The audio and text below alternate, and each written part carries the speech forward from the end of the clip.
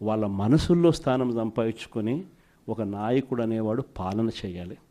కానీ అలా చేయకుండా అధికారం ఉంది కానీ అని చెప్పి దురహంకారంతో ఏ నాయకుడైనా కూడా ప్రవర్తించినప్పుడు ప్రజలు దేవుడు ఇద్దరు కూడా ఖచ్చితంగా మొట్టికాయలు ఇస్తారు. ఆ మొట్టికాయలు ఎంత దారుణంగా ఉంటాయి అని అంటే చంద్రబాబు నాయుడు గారికి నెక్స్ట్ ఎలక్షన్లకు వచ్చేసరికి సింగిల్ డిజిట్స్ కూడా రాని పరిస్థితులకి ఆయన పడిపోతాడు. కాబట్టి ప్రతి ఒక్కరం నేను ఒకటే అడుగుతా ఉన్నా, అందరం ఐక్యంగా ఉందాం. మొన్న కూడా చూసాం, చంద్రబాబు నాయుడు గారు భయపడిచ్చే ప్రయత్నాలు ఎక్కువ చేస్తాడు. మొన్న రామగిరిలో మనం అంతా చూసాం ఏం జరిగిందో. రామగిరి మండలంలో 10 ఎంపీటీసీలు ఉంటే 9 వైఎస్ఆర్సీపీ 9 గెలిచింది. కేవలం తెలుగుదేశం పార్టీ 1 మాత్రమే గెలిచిన పరిస్థితుల మధ్య రామగిరిలో ఉప ఎన్నిక జరిగింది. మరి 9 గెలిచిన వైఎస్ఆర్సీపీ గెలుస్తుందా? కేవలం 1 గెలిచిన తెలుగుదేశం పార్టీ గెలుస్తుందా? ఎవరికైనా అర్థమవుతుంది 9 గెలిచిన వైఎస్ఆర్సీపీనే ఆ ఉప ఎన్నికల్లో గెలుస్తుంది అని. కానీ ఆ ఎన్నికల్లో ఆ రిజల్ట్ను తారుమారు చేసేందుకు ఏకంగా పోలీస్ ప్రొటెక్షన్తో ఎంపీటీసీలు ప్రయాణం చేయాల్సి వచ్చింది. మా ప్రాణాలకు ముప్పు ఉంది, మాకు భద్రత కల్పించని కోర్టుకు పోతే కోర్టు పోలీసు భద్రతతో వారిని ఎలక్షన్ హాల్లోకి తీసుకొని పోమని చెప్తే ఈ పోలీసులు ఎంత అన్యాయంగా తయారయ్యారంటే పోలీసులే ఈ ఎంపీటీసీలను బెదిరించే కార్యక్రమాలు సాక్షాత్తు పోలీసులే చేపట్టారు. రామగిరికి సంబంధించిన అదే మండలానికి సంబంధించిన ఎస్ఐ వీళ్ళ వెహికల్లో ఎక్కుతాడు.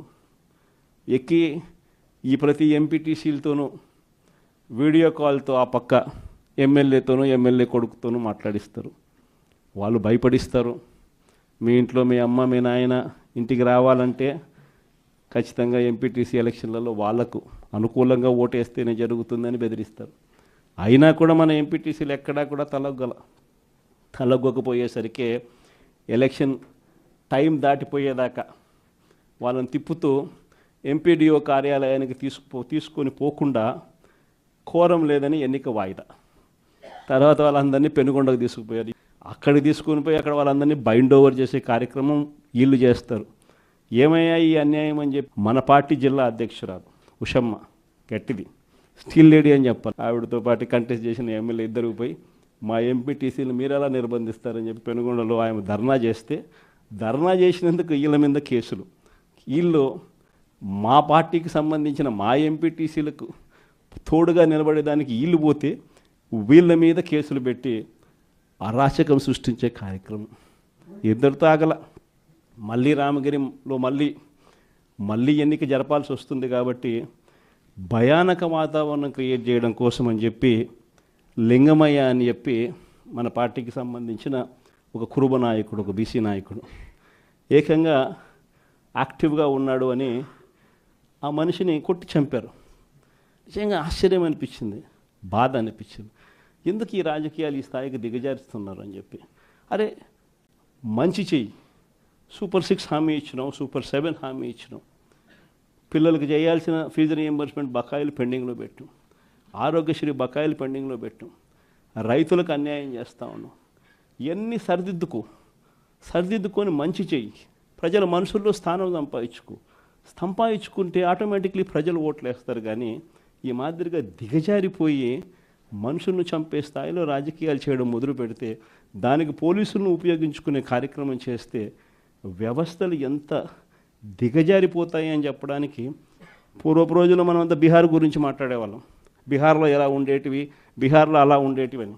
ఈరోజు బీహార్ గురించి మాట్లాడాల్సిన పనుల ఆంధ్ర రాష్ట్రం ఎలా ఉంది అని చెప్పి చూస్తే బీహార్ను మించిపోయిన పరిస్థితిలో ఆంధ్ర రాష్ట్రం కనిపిస్తూ ఉంది. ఈరోజు ఆంధ్ర రాష్ట్ర పరిస్థితి. ఇలాంటి పరిస్థితుల మధ్య మనం యుద్ధం చేస్తూ ఉన్నాం.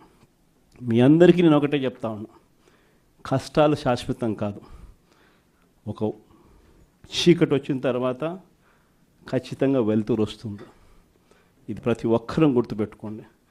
చూస్తూ కన్ను మూసుకుంటే 3 ఏళ్ళు కూడా అయిపోతుంది. ఈ 3 ఏళ్ళు మాత్రం గట్టిగా తోడుగా నిలబడండి, నాకు తోడుగా నిలబడండి, ప్రజలకు తోడుగా నిలబడండి. ఆ తర్వాత మళ్ళీ వైఎస్ఆర్ కాంగ్రెస్ పార్టీ మళ్ళీ అధికారంలోకి ఖచ్చితంగా వస్తుంది. ఈసారి జగన్ 2 పాలన ఖచ్చితంగా జరుగుతుందని మాత్రం చెప్తాను. ఈసారి జగన్ 2 పాలనలో మాత్రం ప్రతి కార్యకర్తకు మీ జగన్ తోడుగా ఉంటాడని ఖచ్చితంగా చెప్తాను. కాబట్టి ఖచ్చితంగా ఈ 3 ఏళ్ళు ప్రజల తరపున నిలబడదాం, ప్రజల కోసం పోరాడదాం.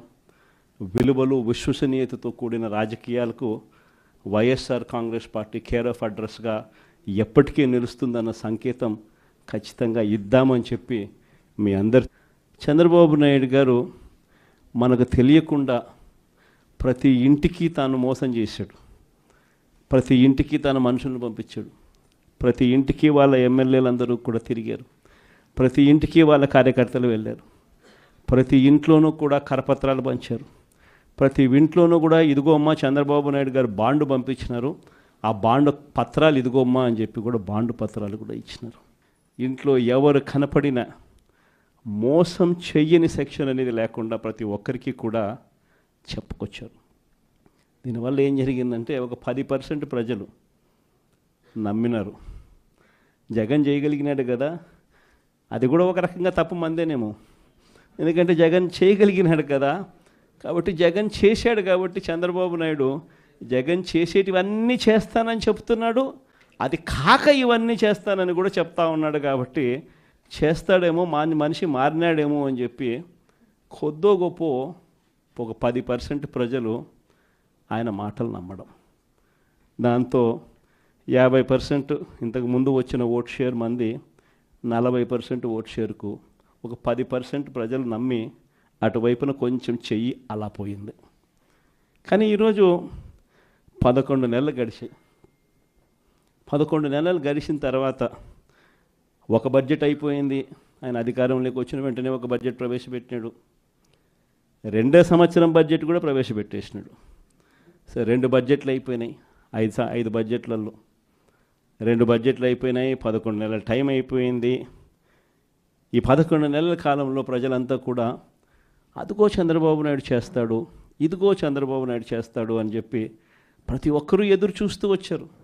ఇంతవరకు పరిస్థితి చూస్తే ఏమంటాడు ఇప్పుడు ఏమంటా ఉన్నాడు